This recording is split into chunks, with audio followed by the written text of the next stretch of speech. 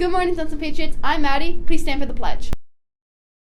I pledge allegiance to the flag of the United States of America and to the republic for which it stands, one nation, under God, indivisible, with liberty and justice for all. Hi, I'm Schaefer, and can you guess the country based on the flag? No! Hi, I'm Miles. And I'm Nico. And we're going to be guessing the flag. Italy? Oh shoot, that's the weird Chow de... I don't know the name, I forgot. Cote de... something. I can't pronounce that. Israel. Chile. State. A jar of Hungary? ketchup? Gary. The Red Cross? Very uncreative. Australia. United Kingdom? Oh shoot, Finland. The Blue Cross? I'm Luke. And I'm Ian. That's Texas. Texas. Really? Pretty close. Mexico. Hi, I'm Mr. Gordon, 8th grade social studies teacher. I believe that flag is Ireland or Cote d'Ivoire. That is Israel or Israel. That is a country with a star. Liberia. Oh, or Chile. That is Albania or Bulgaria. Hey, I was close geographically. Australia. Woo! Sweden. Dang, close. Finland. Thank you. You're welcome. I'm here with Miss Clark. Okay. What's your book that you really like? My favorite book is called State of Wonder by Anne Patchett. Why? I really love the characters and the setting, and it was a really gripping story. What's it about? It takes place in the Amazon in a jungle, and lots of adventure, a little bit of science, cool stuff. Who would you recommend it to? Any staff member here I think would love it. Where can you find it? Wherever books are sold. All right. To continue a weekly student shout-out segment, here's some few more students nominated by the teachers. For Miss Fisher, Clarissa Young is one of the most engaged students on the Marymount team. She's always on task and giving her best. She volunteers to share her thinking and isn't afraid of taking risks. She is an extremely dedicated student and just a wonderful person all around because she is so kind. Thank you for being an engagement in our school and your classes. I am sure you have a bright future. For Ms. Waterhouse, to Mr. Bernard's awesome students for helping with the coconuts. Thank you to James Jader, Nina Pacheco, Reese Garrett, Mark Dorio, and Kevin Rubener. Finally, for Mr. Clark, we would like to shout out Hudson Gorney for helping out the Wolf's team study tables. He took the time away from other activities to come help 6th graders in math. Thank you, Hudson, and the Wolf team appreciates you.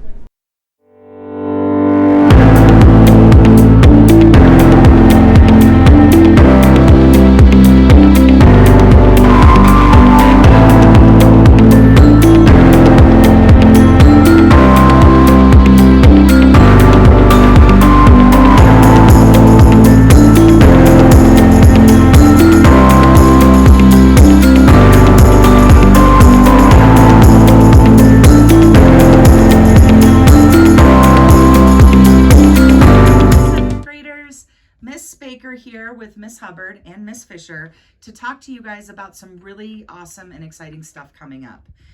We together are the 3 web coordinators for the web program at Dunstan. We didn't have the web program when you guys were in 6th grade, so you might not be totally familiar with it. Well, never fear, we are here. WEB stands for Where Everyone Belongs. It is a middle school leadership and transition program that helps welcome 6th graders into our school and make them feel comfortable throughout the school year. This is really important to us because we care how the 6th graders feel, and we want this to be a place where everyone feels accepted for who they are. A web leader is an 8th grade student that leads and assists 6th graders as they transition into middle school. Web leaders are here to help kids feel safe, provide a connection, and someone 6th graders can go to and look up to as they adjust to their new school. This year, web leaders did a lot of really fun and exciting things with their 6th grade groups in order to connect with them and make them feel welcomed. Some of those activities planned were a social for the 6th graders, building gingerbread houses, and playing fun games like balloon pop. Dunston web leaders will also plan fun school activities like spirit weeks, competitions, socials, and other really cool and amazing stuff. So what are we looking for in 7th grade leaders? Web leaders are willing to lead others. They're responsible enough to manage a group on their own. They like to help other people. They like to participate in all of the web events. They have a really positive attitude and are enthusiastic. They're kind and empathetic because you remember what it's like to be a 6th grader yourself, and so you dedicate yourself to help those 6th graders and make our school a better place. So, 7th graders, does this sound like you? Are you someone who wants to make Dunston even awesomer? If so, we want you to apply for web, and here is how. You are going to go to the Google Classroom, class of 2028, and you will find the Web Leader Google application. It's posted there as well as on the Dunston website. You are going to fill that out and then submit it to me no later than Friday, April 14th. It's really important that you get that application in on time, as we will not be able to accept late applications. And please remember, when you sign up, there are some mandatory dates for you to attend, so make sure to talk to your parents or guardians to make sure that you are available on those dates. Those dates are listed on the application. If you have any questions, you can contact me, you can contact Miss Hubbard or Miss Fisher. Thank you guys so much for helping Dunston be a place where everybody belongs.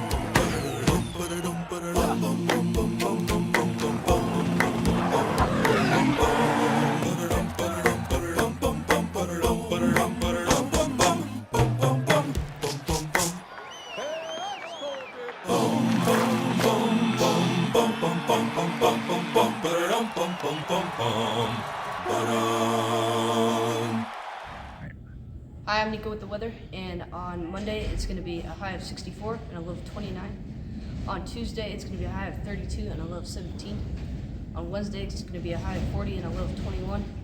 On Thursday it's going to be 44 with a low of 27. On Friday it's going to be 53 with a low of 31. Well, Easter weekend is just days away, but the ABC 10 Race and Culture team wants to highlight some other religious holidays that take place in the month of April. John Bartel spoke with 2 different religious groups and has a breakdown of Passover and Ramadan.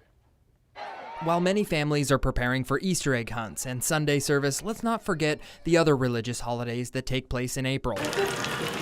Over at the Chabad of Greater Sacramento, chicken is cooking, and Rabbi Mendy is preparing to hand out matzah for Passover. This is called the unleavened bread, bread that doesn't rise. In Judaism, the Passover holiday commemorates the Hebrews' liberation from slavery in Egypt and the passing over when the Lord punished the land of Egypt. Every Passover, God gives us the ability to be free of our ego and of our limitations. Passover begins tomorrow, and for the next 8 days, the only bread they're allowed to eat is matzah, which symbolizes suffering. The holiday ends with the meal of Messiah, which is a feast accompanied by prayers. Since the crescent moon first appeared this April, the Muslim community has been celebrating Ramadan. Over at the Mahid al-Rahman in Arden Arcade, Mohammed Ibrahim and other members of the mosque have been fasting for nearly 2 weeks now. You can't eat, you can't drink, can't smoke. Based off the lunar calendar, Ramadan is a month-long celebration of when the Prophet Muhammad received the initial revelations of the Quran, which is the holy book for Muslims. Fasting, prayer, and a month of good deeds lead up to a celebration and a feast. The holiday is a reminder of self-restraint. It's something like you feel good about doing good things in Ramadan. Helping to celebrate all holidays in April, I'm John Bartel. Thanks for watching. We'll leave you with a montage of Activate's field trip from last week. Have a wonderful week, Ducks and Patriots.